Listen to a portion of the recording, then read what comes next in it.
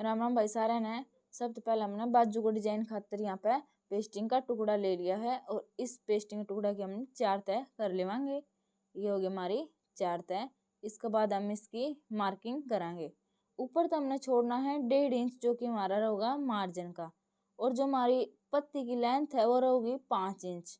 तो हमें इससे नीचे 1.5 इंच से नीचे हमने 5 इंच का एक निशान लगाना है, और 5 इंच से नीचे हमने एक मार्जिन का 1.5 इंच का निशान लगा के जो एक्स्ट्रा पेस्टिंग है उसकी कट कर लेना है। और जो हमारा यो 5 इंच की पत्ती की लेंथ है इसका सेंटर रखना हमने, तो 5 इंच का हाफ हो गया हमारा 2.5 इंच। तो हमने इस पे एक 2.5 इंच की एक मार्किंग कर लेनी है। ये हो गया हमारा 2.5 इंच का निशान। इसके बाद हमने पत्ती की चौड़ाई लेनी है 1.25 इंच।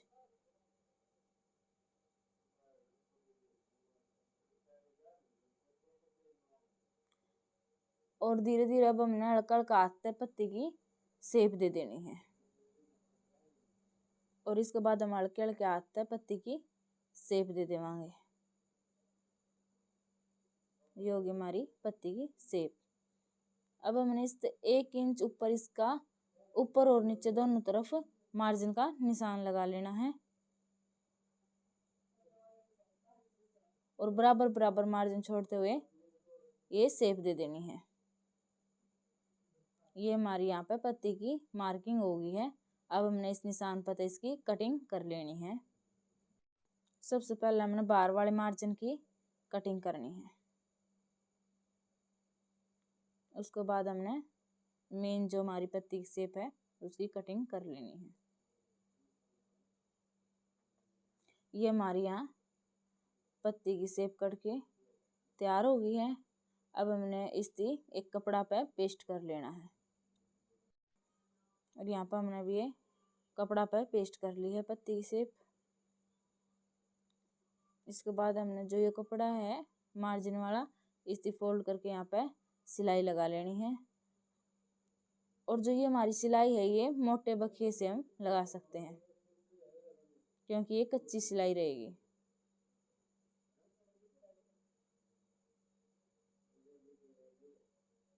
ऐसे ही हमने दूसरी बाजू की भी पत्ती तैयार कर लेनी है बिल्कुल सेम तरीके से।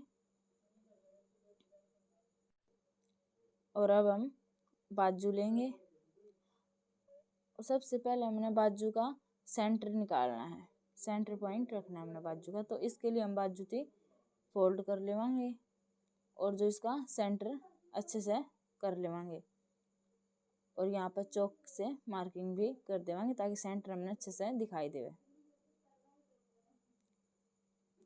और ऊपर से हमने 2.5 इंच छोड़ के नीचे पत्ती शेप रखनी है, तो हम ऊपर से यहाँ से 2.5 इंच छोड़ देवांगे, और इसका नीचे पत्ती की शेप रख देवांगे।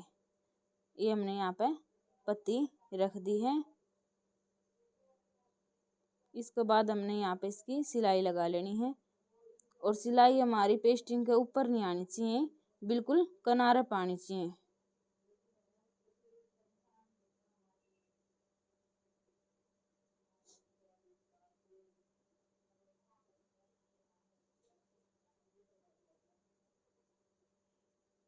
यहाँ पर हमने सिलाई लगा ली है।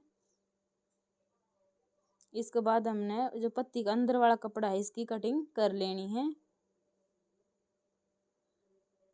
और अब यहाँ पर छोटे छोटे कट लगा देने हैं ताकि पत्ती जो फोल्ड करा तो आसानी से फोल्ड हो जाए, जिसमें किसी प्रकार का झोल ना आवे। अब हमने यहाँ तक पत्ती थी अंदर की तरफ से फोल्ड कर लेनी है,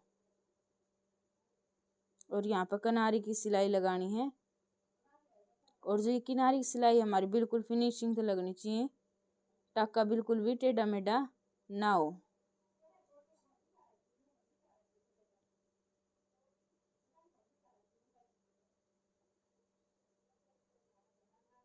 ये हमारे यहाँ पर टाका लग गया है।